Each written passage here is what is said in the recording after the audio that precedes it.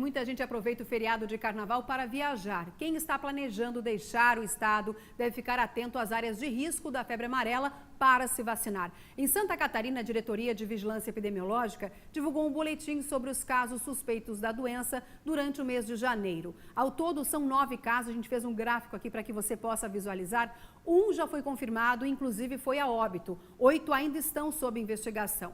Ainda em relação a esses 9 casos, 7 dessas pessoas moram em cidades que não têm a recomendação da vacina. Ou seja, se confirmada a doença nos exames, a suspeita é que elas tenham contraído a febre amarela fora do estado. E ainda falando sobre prevenção, aqui comigo nosso convidado de hoje do SBT Meio Dia, o diretor da Vigilância Epidemiológica de Santa Catarina, o Eduardo Macário. Eduardo, muito obrigada pela sua presença.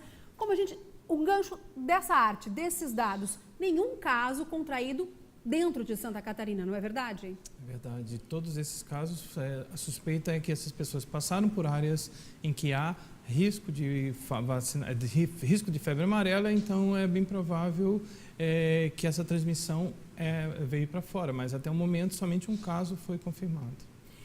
Quem vai para áreas de risco nesse carnaval deve tomar a vacina? Qual é a recomendação? Parece que 10 dias antes, ou seja, quem for viajar no domingo de carnaval tem até amanhã para se prevenir. Qual é a recomendação? As pessoas que forem viajarem para a área de risco, principalmente os municípios com transmissão ativa, que é no caso de São Paulo, Rio, Minas, Bahia, elas devem 10 dias antes tomar a vacina para se proteger contra a febre amarela. E caso não consiga dentro desse prazo, ela tem que tomar as precauções para principalmente não entrar em áreas de mata, não fazer visitas em parques ecológicos, porque há sim risco de transmissão em certas áreas da região da Grande São Paulo e de Minas Gerais. Mas a vacinação ela garante a imunidade para o resto da vida. Basta uma dose para resolver o problema. Eu ia lhe perguntar, é uma dose única? Dose única da vacina.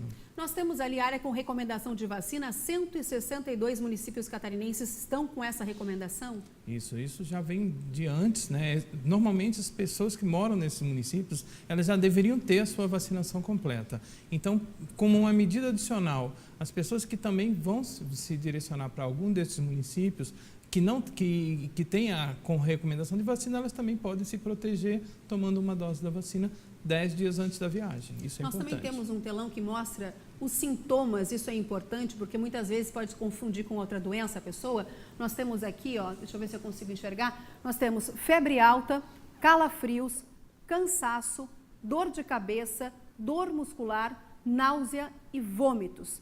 Isso aí geralmente vem tudo junto, apresenta aos pouquinhos. Como é que a pessoa se sente? Não, como você a pessoa pode se confundir com outra doença? Exato. Como você pode ver, são sintomas genéricos. Pode ser de qualquer coisa, pode ser de dengue, pode ser de uma virose, uma gripe.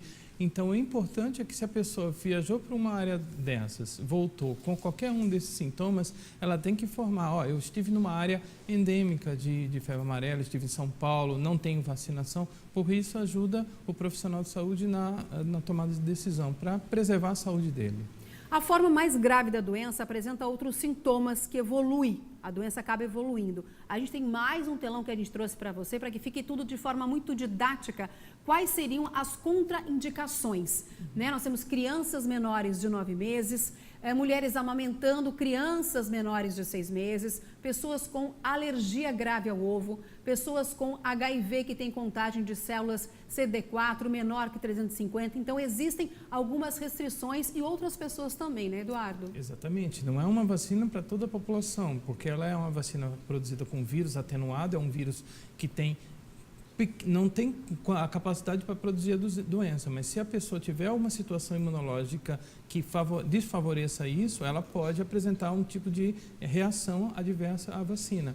Por isso que o importante procure uma unidade de saúde, faça o teste de triagem, uma triagem no posto e informe para o profissional de saúde se ela é portadora de alguma patologia, alguma doença, que aí o profissional vai definir se ela pode tomar a vacina ou não, avalie o risco e o benefício, porque às vezes ir para uma área com transmissão ativa, ela pode representar um risco muito maior do que ela apresentar um tipo de reação. Mas quem define é o profissional de saúde. Falando em risco, existe algum grupo de risco, pessoas mais vulneráveis ou não? O que a gente tem observado muito em relação aos dados do Brasil são os homens com faixa etária variada, os adultos jovens, principalmente. Por quê? Porque a doença ela está nas matas. O mosquito que transmite é um mosquito silvestre que fica na copa das árvores e se alimenta do sangue dos macacos, que são tão vítimas quanto os seres humanos. Então, essas pessoas, ao fazerem trilhas ecológicas, adentrarem a região de mata para fazer qualquer tipo de atividade, acaba se expondo